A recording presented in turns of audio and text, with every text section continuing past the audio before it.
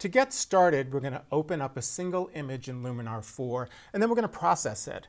We're going to use the AI tools, we'll use our smart filters, and then we'll export that image. And this is a great way just to get you comfortable with using Luminar 4 with your images. Let's create a brand new empty catalog. And to do that, go under the File menu, go to Catalog, and select New.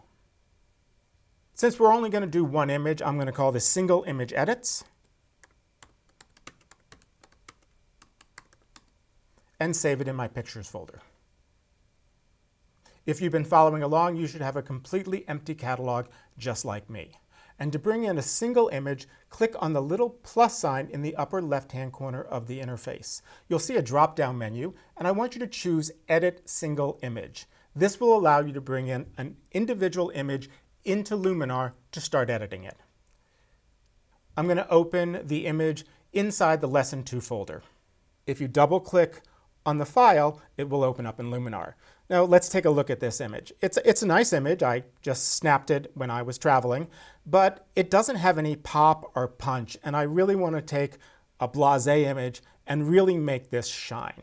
There's not a lot of contrast. The sky is a little bit dull. It's a little bit blue, and there's a lot I can bring out on this image. So I'm going to leverage the power of our AI tools and some of our smart filters. The first thing I want to do is click on AI Enhance. Now, the great thing about AI Enhance is it actually does a lot of things under the hood to make your picture better. All the things that you might do in the light filter.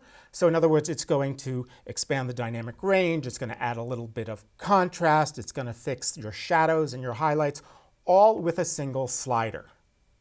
The further you move the slider to the right, the more it tries to enhance the image. Now, you don't always have to take it to 100%.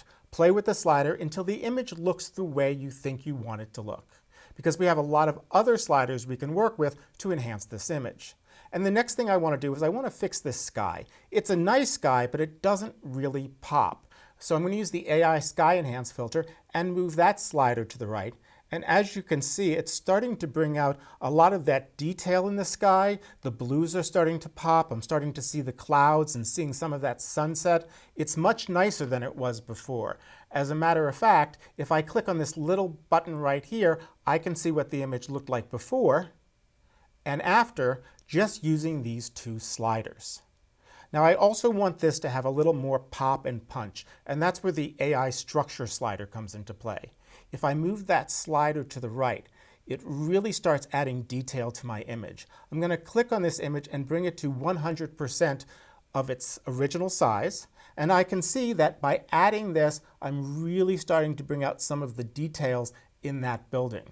Now, the nice thing about AI structure is it puts structure where you need it, but not necessarily where you don't want it. It's touching the clouds a little bit, but it's really affecting the buildings. I'm going to dial this back just a little bit so I get nice sharp buildings, but I'm not affecting the sky too much. Now, I shot this during blue hour, so there's a color cast. It's a little bit blue, and I really want that sunset feel. If I go into the light tool, there's a little white balance eyedropper, and I want to find something that should be white in this image. And once again, I'm going to click on it to bring it to 100%. And I know this boat was probably fairly white, but it's affected by the blue light. So all I have to do is click on the eyedropper and click on the boat. And when I zoom back out, you can see it's really affected the way this picture looks. So it's balanced. I have a much more exciting sunset, and it's natural tones. So right here, with just a few selections, I've taken my image from this look to this look, and I'm pretty happy with that.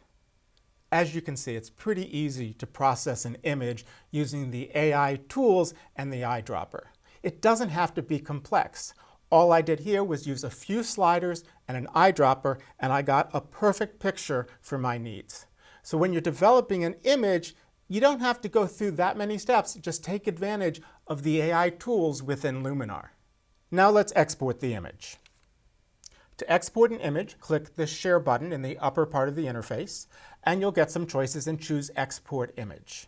Once selected, you can choose to rename the image, you can choose where you want to store it, and you can also make some decisions about the kind of image you want to save. Now I'm going to leave everything pretty much the way it is, but I do want to make one change. Under Sharpen, I'm going to set sharpen to low because this is going to be viewed on the screen, and adding a little bit of sharpness is really going to enhance this image. Once I've made these decisions, I can simply hit save, and Luminar exports the image exactly where I want it to be. Now my image is saved, but it's also backed up in my library. So if I click on the Library tab, you see a collection called Single Image Edits, and I'll click on the Gallery View button to reveal that this image is now stored in Luminar's database. And what's great about this is not only have I saved the image that I can now distribute, but there's also a version of it saved within Luminar with all of my edits that I have as a backup.